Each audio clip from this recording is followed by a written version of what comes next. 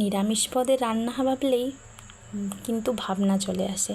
অনেক তো হলো শুক্তো আর পোস্ত, চলো আজকে একটা নতুন রান্না ট্রাই করি।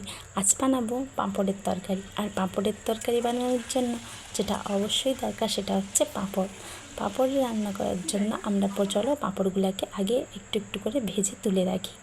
একটু কিন্তু লক্ষ্য করবে পাঁপড়গুলো যেন একটু শক্ত ধরনের হয়, কারণ বেশি খাস্তা পাঁপড় হলে কিন্তু ভেঙে যেতে পারে।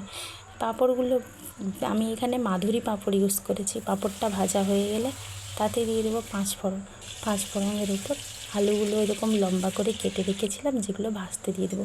ভাজা হয়ে লাল লাল হয়ে গেলে তাতে দিয়ে দেবো সর্ষে বাটা, নুন, হলুদ গুঁড়ো, লঙ্কা গুঁড়ো আর পরিমাণ মতো একটুখানি চিনি।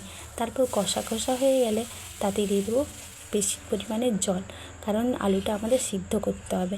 তোমরা যদি আলুটা চাও তাহলে কিন্তু আগের থেকে একটু ভাপ বুলিয়ে নিতে পারো। তারপরে চলো যতক্ষণ আলুটা হচ্ছে ঢাকা দিয়ে ততক্ষণ চলো পাঁপড়গুলোকে ভেঙে নিই। পাঁপড় ভেঙে কিছুক্ষণ ঢাকা দিয়ে আলুটা সিদ্ধ হয়ে গেলে তাতে দিয়ে দেবো পাঁপড়।